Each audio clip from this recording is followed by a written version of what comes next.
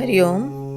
कठोपनिषद के पहले अध्याय की दूसरी वल्ली पर हिंदी अनुवाद देखेंगे। पिछली वल्ली में यमराज ने नचिकेता की परीक्षा ली और उनकी योग्यता देखकर अब यहाँ पे यमराज अत्यंत प्रसन्न और प्रभावित होकर नचिकेता की प्रशंसा करते हैं। श्रेय और प्रेय दोनों ही भिन्न भिन्न हैं। वे दोनों भिन्न प्रयोजन वाले होते हुए भी पुरुष को बांधते हैं। उनमें से जो श्रेय पथ अपनाता है उसका तो कल्याण होता है, किंतु प्रेय पथ का वर्ण करने वाला अपने पुरुषार्थ से पतित होता है। श्रेय और प्रेय दोनों मनुष्य के पास आते हैं। उन दोनों में बुद्धिमान पुरुष अच्छी तरह विचार करके उसे पृथक पृथक कर लेता है। विवेकी प्रेय की अपेक्षा श्रेय का ही वर्ण करता है, किंतु जो मूढ़ पुरुष है वो योगक्षेम के निमित्त प्रेय का वर्ण करता है। हे नचिकेता, मेरे द्वारा प्रलोभन दिए जाने पर भी तुमने पुत्र पौत्र आदि और अप्सरा आदि अनेकों प्रिय वस्तुएं, प्रिय रूप, इन समस्त भोगों के बारे में चिंतन करके त्याग दिया, जिसमें बहुत से मूढ़ मनुष्य डूब जाते हैं। ऐसे इस धन से प्राप्त होने वाली कुत्सित गति को तुम प्राप्त नहीं हुए। यह श्रेय और प्रेय प्रकाश और अंधकार की तरह विपरीत है और उसके परिणाम भी अत्यंत विपरीत है। इनमें एक को विद्या और दूसरे को अविद्या रूप जानो। ये दो सदैव हमारे जीवन में प्राप्त होते ही रहते हैं। हे नचिकेता, तुम्हारे ऐसे व्यक्तित्व के ये निश्चय हो रहा है कि तुम विद्या के अधिकारी हो। जो अविद्या में रहने वाले स्वयं बड़े बुद्धिमान बने हुए अपने आप को बड़े पंडित मानते हैं, ऐसे मूढ़ पुरुष अनेकों कुटिल गतियों की इच्छा करते हुए ऐसे ही भटकते रहते हैं जैसे अंधे के द्वारा अंधे को मार्ग दिखाया जा रहा हो। धन के मोह से अंधे और प्रमादी मूर्ख को परलोक का साधन नहीं सूझता। यह लोक है, परलोक नहीं है, ऐसा मानने वाला पुरुष बार बार मेरे वश को अर्थात मृत्यु को प्राप्त होता रहता है। जो अनेकों को सुनने को भी नहीं मिलता, जिसे सुनकर बहुत लोग समझ ही नहीं पाते हैं, उस आत्म तत्व का निरूपण करने वाला भी आश्चर्य रूप है और उसको प्राप्त करने वाला भी कोई निपुण पुरुष ही होता है। कुशल आचार्य द्वारा उपदेश दिया हुआ ज्ञाता वह भी आश्चर्य रूप होता है। यमराज आत्मज्ञान प्रदान करने वाले गुरु की यहाँ महिमा बताते हैं। अनेकों प्रकार से कल्पना किया हुआ ये आत्म तत्व किसी अपात्र के द्वारा कहे जाने पर अच्छी तरह जाना नहीं जाता, क्योंकि यह सूक्ष्म से सूक्ष्म तर्क से परे है। जो अभेददर्शी आचार्य हैं उनके द्वारा उपदेश दिए जाने पर ही समस्त संसारी गतियां समाप्त हो जाती है। हे प्रियतमा, जिस आत्म तत्व का तुम ज्ञान प्राप्त करने जा रहे हो वह तर्क के द्वारा प्राप्त नहीं हो सकता है। इसलिए तार्किक से भिन्न शास्त्रज्ञ आचार्य के द्वारा जब ये उपदेश दिया जाए तब ही यथार्थ रूप से जाना जा सकता है। हे नचिकेता, तुम वास्तव में सत्य धैर्य वाले हो और तुम्हारे जैसे प्रश्न करने वाले हमें प्राप्त हो, यही हम कामना करते हैं।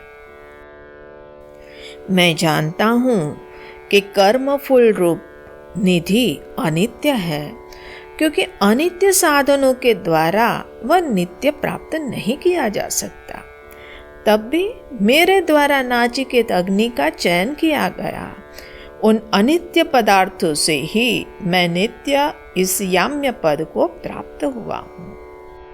हे नचिकेता, तुमने बुद्धिमान होकर भोगों की समाप्ति, जगत की प्रतिष्ठा, यज्ञ का चिरस्थायी फल, अभय की मर्यादा और स्तुति योग्य तथा अनेकों ऐश्वर्यों से युक्त ऐसे हिरण्यगर्भ का पद, उनकी प्रतिष्ठा को देखकर भी उसे धैर्यपूर्वक त्याग दिया है। यमराज अब आत्म तत्व की सूक्ष्मता और उनको जानने का फल बताते हैं। अत्यंत कठिनता से जिसके दर्शन होते हैं, जो अत्यंत गहन है, बुद्धि रूपी गुहा में स्थित है, गहन स्थान में रहने वाले ऐसे शाश्वत पुरातन देव को अध्यात्म योग के द्वारा जानकर धीर पुरुष हर्ष और शोक से परे हो जाता है। इस धर्म रूप और सूक्ष्म आत्म तत्व का श्रवण करके, उस पर मनन करके, अच्छी तरह ग्रहण करके उसे देह आदि संघात से पृथक करके इस आनंद स्वरूप आत्मा को प्राप्त करके अत्यंत आनंदित होता है। मैं तुम्हें इस ब्रह्म भवन में प्रवेश का अधिकारी समझता हूँ। नचिकेता अब अपने प्रश्न को पुनः स्पष्ट करता है। जो धर्म से पृथक, जो अधर्म से पृथक तथा कार्य कारण से भी पृथक है, जो भूत और भविष्य से भी अन्यत है, ऐसा तत्व जिसे आप जानते हैं, कृपया वह मुझे बताइए। अब यमराज नचिकेता के समक्ष तत्व का उपदेश आरंभ करते हैं। हे नचिकेता, समस्त वेद जिस पद का प्रतिपादन करते हैं, सभी तपस्या का एकमात्र लक्ष्य जो तत्व है, जिसकी इच्छा से प्रेरित होकर साधक ब्रह्मचर्य का पालन करते हैं, उस पद को हम तुमसे संक्षेप में बताते हैं।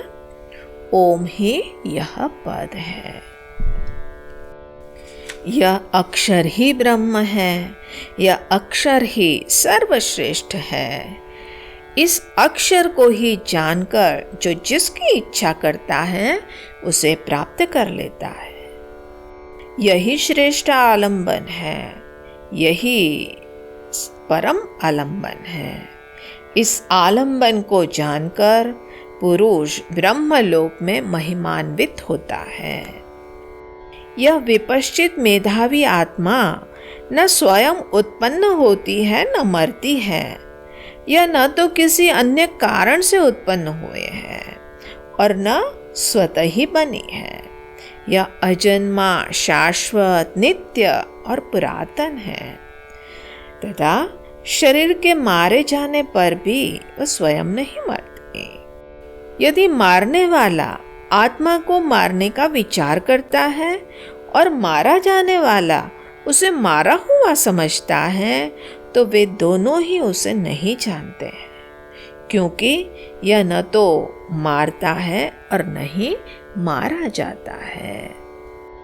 यह आत्मा अणु से भी अणु और महान से भी महान है। यह जीव के हृदय गुहा में स्थित है। जो निष्काम पुरुष शुद्ध अंतःकरण के प्रसाद से आत्मा की उस महिमा को देखता है, वह शोक रहित हो जाता है।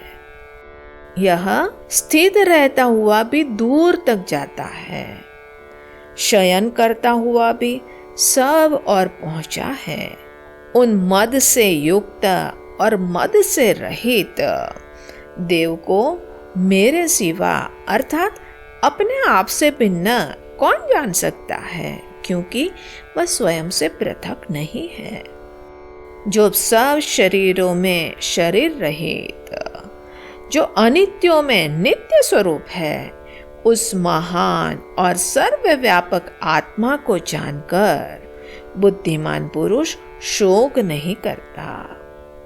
यह आत्मा वेदों के अध्ययन के द्वारा प्राप्त नहीं होती है और न ही मेधा शक्ति अथवा अधिक श्रवण से प्राप्त हो सकती है, किंतु जो इसका आवरण करता है वही उनको प्राप्त करता है।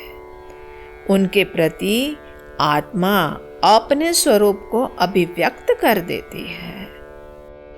जो पाप कर्मों से निवृत्त नहीं हुआ है, जिसकी इंद्रियां शांत नहीं है और जिसका चित्त असमाहित अशांत है, वह इसे आत्मज्ञान द्वारा प्राप्त नहीं कर सकता है। जिस आत्मा के ब्राह्मण और क्षत्रिय ओदन है, मृत्यु जिसके लिए चटनी है, वह जहां है, उसे कौन अपात्र इस प्रकार से जान सकता है। हरिओम तत्सत।